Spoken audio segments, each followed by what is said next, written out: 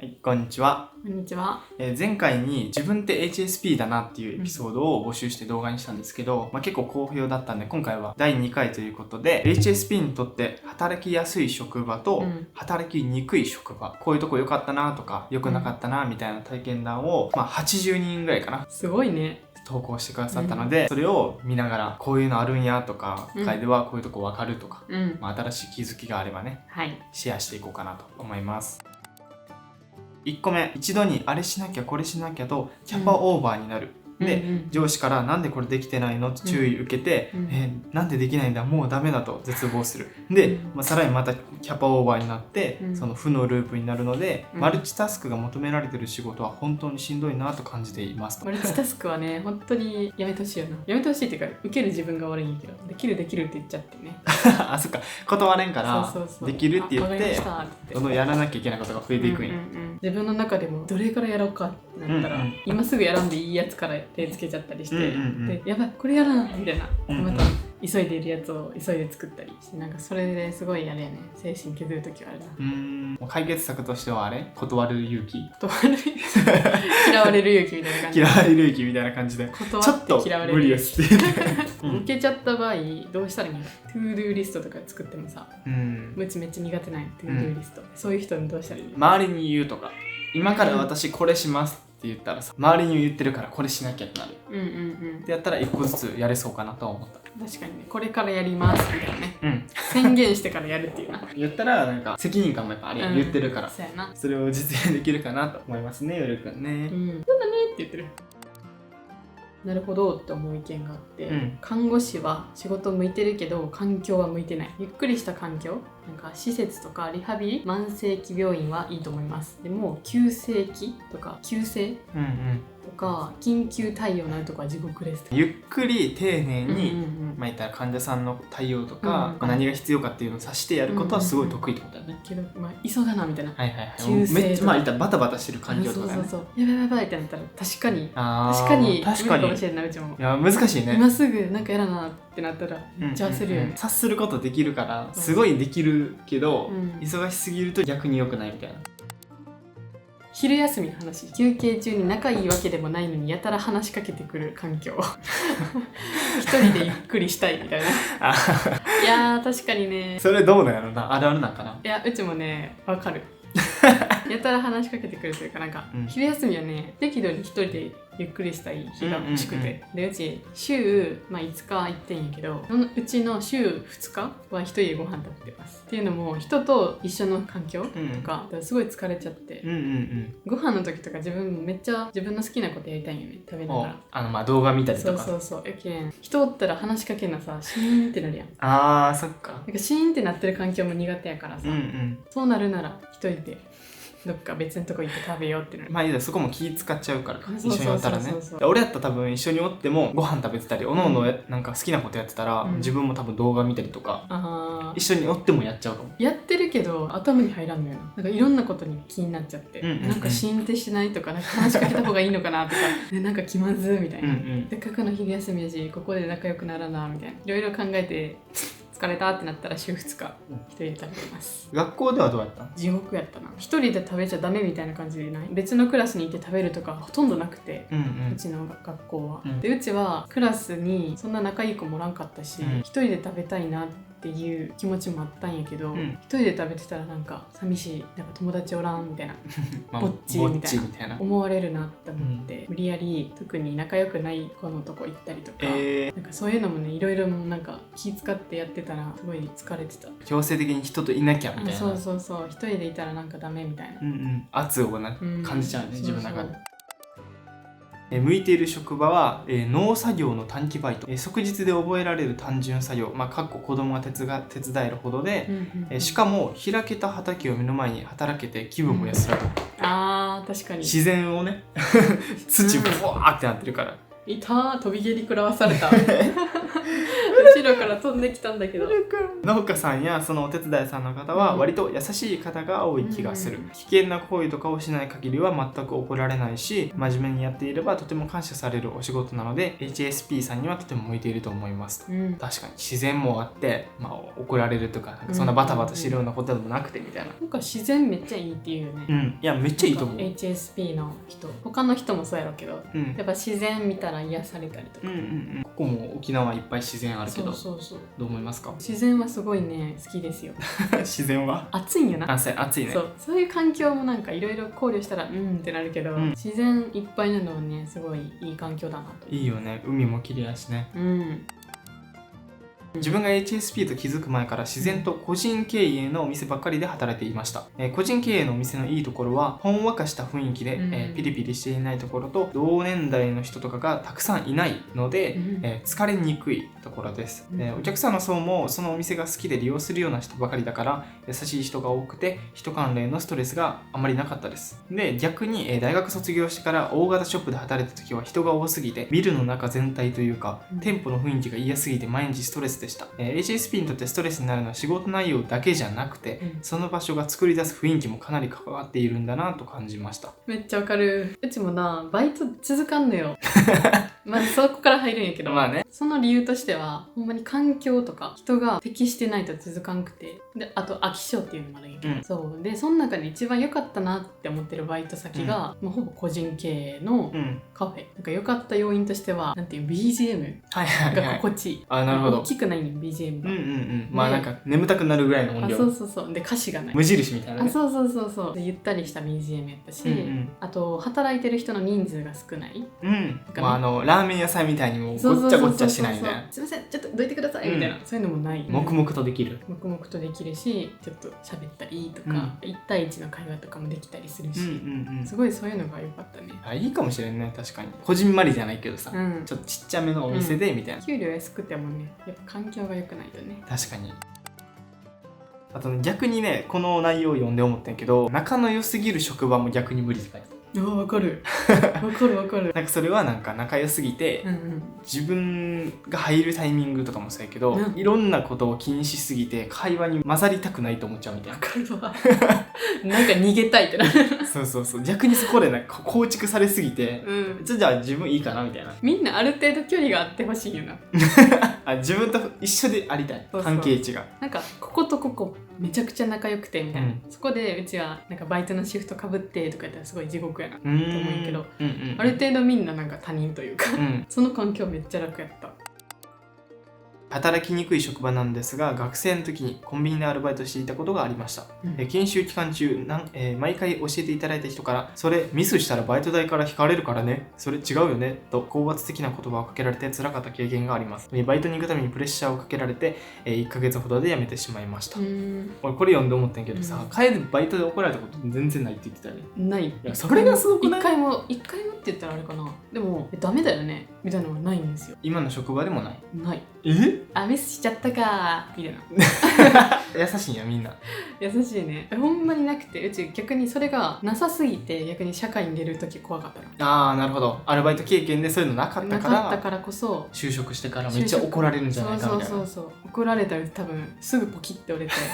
でも辞めるんやん。まあその責任感もあるよね。やっぱアルバイトはさスーっていなくなることもできるけどさ、入れ替わりすごい激しいしな。やっぱね正社員とか社員になるとなかなかそれも厳しいから、ある程度怒られてることもね必要かなって思うよね。まあ経験としてはね、確かにその点では楓マジで怒られてないね。だけど怒られすぎるのはほんまにね嫌だよね。自分は怒られてないけど、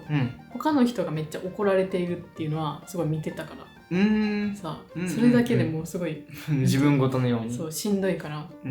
そういう職場はね良くないね。良くないね、確かに。これすごい具体的でいいね。福祉施設で働いています。毎日辛い中頑張って働いている皆さんもいる中申し訳ないのですが、とても職場に恵まれたなと感じましたので、自分が今の職場でありがたいと思っていることを挙げました。人の気持ちを深く読むことが大切にされる。要領よく仕事ができない時も、先輩方が少しずつ覚えようとせかさず教えてくれる。よほどのことがない限り長勤なし、休みもちゃんとある。お客様利用者さんの入れ替わりがほとんどない。これじゃあすごいいい職場やね。先先輩も優しくて、その人の気持ち読むことが、もうこの仕事での、必須条件、めっちゃ大事なスキルとしてもあるし、お客さんのその入れ替わりが激しくないから、なんていうの、関係を構築できる。次の日新しい人になってるから、毎回新しい会話してとか気使うことが減っていくよね。日に日にそのね利用者さんのことをどんどん知っていってみたいな、いろんな雑談とかもな気使えるし、なんかどういう会話したら喜ぶとかも分かるから、なんかしんどいイメージやったけどな。そうだから多分そういうイメージとか、そう感じてる方も多いからこそ、多分書いてくれたんやと思う。でもそういう意見が多い中、私は恵まれてるなっていう、どの仕事も大変よ、どの仕事も大変やけど、めちゃくちゃしんどいかっていうとそうじゃない人もいるよっていう、いやこれはすごい気づきやね。私は保育士をしています、正直半々、その働きやすい働きにくい半々なんですけど、大人との関わりの際、あの人はこう思ってるかもとか、何々って言ったけど伝わったみたいなことで気を使って疲れる部分があります、逆に子供に関してはすごく気持ちが分かる、何をしてほしいか分かってあげられるので懐かれやすいです。愛情不足な子を見るとかわいそうだな、何々してあげてほしいな、頑張ればできるのにと親以上に思い悩んで涙したりしますと、仕事に関しては一人担任、一人でやるやつな、担任で活動を自分で考えられるのはいいですが、複数担任だといくら仲が良くても気を使っちゃって疲れます。子供の気持ちに寄り添う力は強いと思います。なるほど、さっきのやつと共通してるのはやっぱ相手の気持ちを考えることが、その仕事の価値みたいなものがやっぱ合ってるよね。そうやな、やっぱ人と接するのって疲れるけどさ、人と接する仕事が強いよねやっぱ。でも子供とか動物に疲れやすいのが確かにあるかもしれないですどう思う？りくさ、ちっちゃい妹おるやん。うち前さ遊んだの初めてやって、どう思う？うち結構疲れてた。疲れてると思うよ俺は結構さサバサバしてるというかさ、構うけど、一定のライン来たら疲れたからもういいや一人遊びとかを流したりするんやけど、楓はずっと対応してあげてるし、途中から好かれすぎてさ、楓が青にこう遊ばせてあるとかしてたやんだからさ妹がさ4歳なんか貸してきて、楓ちゃん青に楓ちゃん青につってさ、もう楓がずっと青に見えてくるみたいなまあでも懐かれてはいたなと思う。ただ多分楓の中でのずっと気を使って疲れるってのはあるんかなと思う。それはあるね。子供がショックを受けん程度がちょっと難しくてさ、これをさなんか対応せんかったらすごい悲しんだりせんかなみたいな、心の傷みたいな。そうなったらやばいなって思ってずっと対応しちゃう。逆に保育士とか経験すると分かるかもね、LINE が。絶対分かるな。だってずっと構ったらやってられん、仕事とか。しかも何人もおるしね。だからその辺は経験とか数かもしれないね。これ逆に働きやすいんやっていうやつがあるね。学生時代飲食店のホールが働きやすかったです。例えば他のスタッフの行動を気にかけるので、次の行動を予測して物を用意しておくと、周りのことよく見てて気が利くね、ありがとうと言われることが多かったです。また寒そうにしているお客様がいて、暖房器具の向きをさりげなく近づけるととても感謝されました。他人の行動を気にかけるという面では、周りを見て臨機応変な対応が求められている飲食店のホールは向いているかなと思いました。ホールね、いつも経験してたけど、あんまりうちは向いてるなと思わんかった。それはバタバタしてるから。バタバタしてるし、なんかお客さんの方見ないかんけど、なんか見すぎたらあれかなみたいな。なるほどね。なんかいろんな気使って、あっち向いといた方がいいかなとか、っていうので正解が分からんくて、様子とかやっぱ見ないかんや。メニューとか決まって手挙げてないかなとか見るけど、ずっと見てたらさ、なんかせかしてんのかなと思われちゃうね。そうお皿の下げるスピード時間とか、すぐ下げたらさ早く帰ってってさ思われるかなみたいな。やけど下げてきてって言われるやん。それはこういうの思われてないかなみたいなっていうのをいろいろめっちゃ考えた結果、個人経営のお店が落ち着いた。そうですねなるほどね。個人的に働きにくい職場は、アパレルといろんな年代の方とお話しして接客するとき、今の話の返し合ってるかなとか、話が途切れたとき何を話し話題を作ればいいのかと深く考えてしまい分からなくなると、で相手の感情などを深く考えてしまうため、初対面の方は特に考えてしまってみたいな、そういうことを疲れてしまうと。話しかけてほしいのか欲しくないのかっていうのにさ、うちの周りはさ結構アパレル店員の人になんか「いらっしゃいませ、何かお探しですか?」って言われたくないっていう人がめっちゃ多くてさ、めっちゃそれ嫌いって言ってて、もう一人で見させてくれ。そう、けどうちは普通に好きなんよ。話しかけてっていう、話しかけられるのも好きだし、おすすめとかさいろんな商品聞けるやん、だからすごい好きなんやけど、なんかその見極めもさ、結構大事やん。このお客さんは話しかけても大丈夫、そうやね、嫌がってないとか。でもなんかそれすごい長けてるんじゃないかなって。いろんな体験談さ、いろんな方面見て思ったけど、なんか人間関係は多分あんまストレスかからん方がいいと思うけど、それ以外の要因のところってぶっちゃけ経験が結構大きいんかなと思った。確かにな。例えばその保育士ももしかしたら入りたての時はめっちゃしんどいかもしれん、いろんなこと気遣いすぎて大丈夫かなとか気遣って疲れるかもしれんけど、慣れてきたらなんか目には入って気づくけど、ここは今大丈夫やなみたいな、最初は 100% 気にして、疲れる、ちょっとずつこう 60% でもこんぐらいでもいいかなみたいな、ここでもいけるんやみたいな、その度合いが分かってくれば、めっ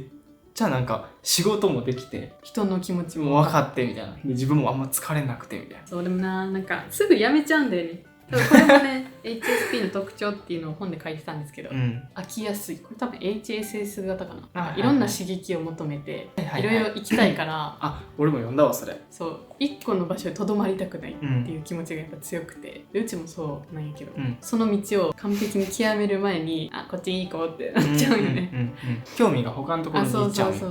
何個も職業持つのがいいんじゃん。でもそうなったらマルチタスクになるからな。そっか難しいね。難しいな。副業もねやけん難しいな。そうやな。いろんなことやらなかったからな。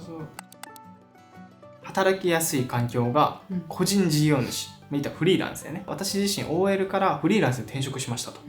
で OL 自体のストレス、満員電車の押し合いため息、人々の表情だけで酔ってしまう。で早めに出ても遅れる心配ばかりで出社までに疲れすぎて帰りたい。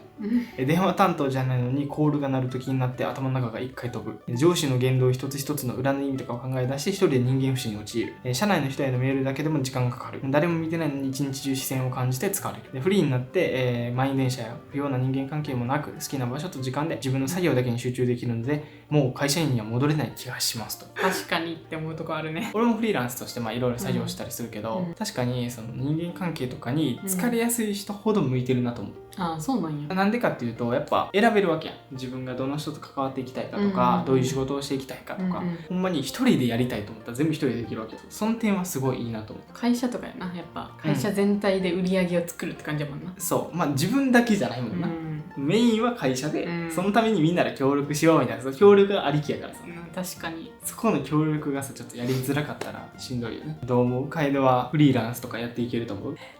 楓自身ね。ある意味大学4年の時はさ、ほぼ大学にも行ってなかったわけやから、その時に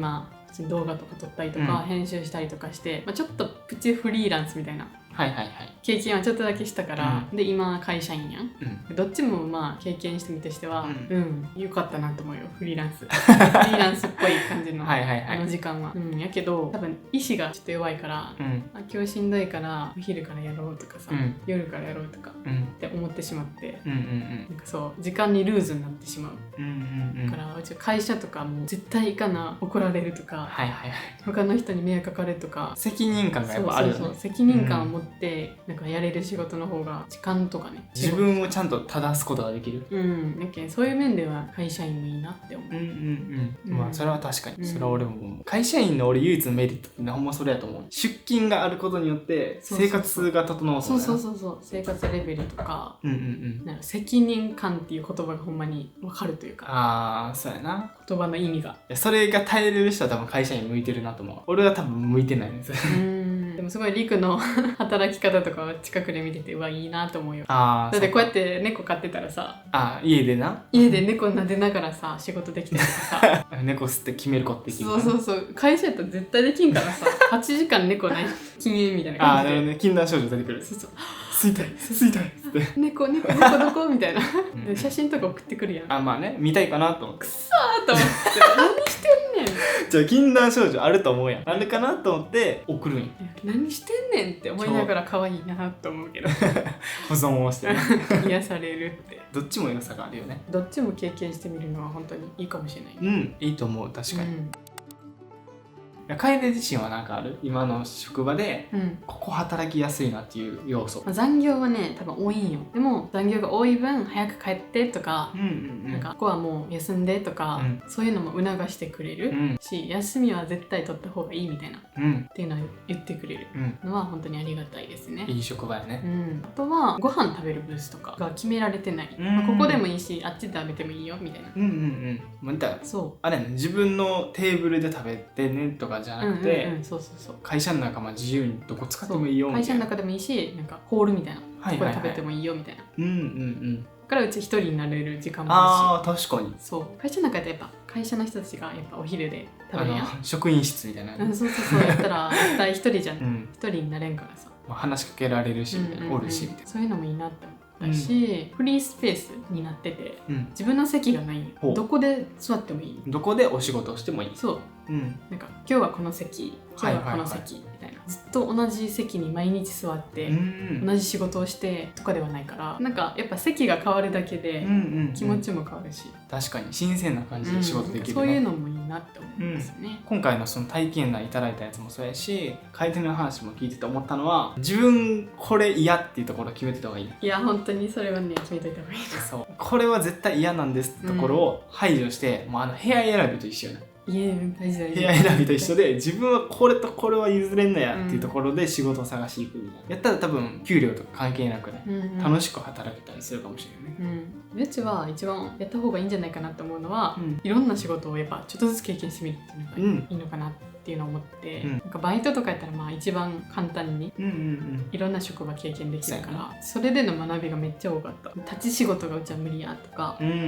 単純作業が無理やとか、ノルマがあったら無理やとか、やっぱそういうので絞っていけるやん。自分のほんまに働いて嫌なところが分かるもんね。そういうのがねやっぱ経験した方がいいんじゃないかなって、学生の方とか特に。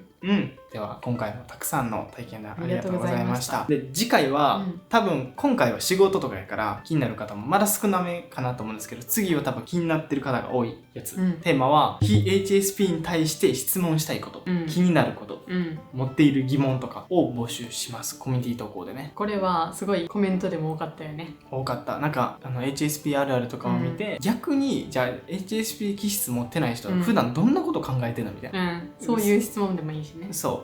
こういう時どう思いますかとか、なんかそういうどういう対応しますかとかね、そういう質問があればぜひ送ってください。では最後までご視聴ありがとうございました。では次回の動画でお会いしましょう。バイバイ。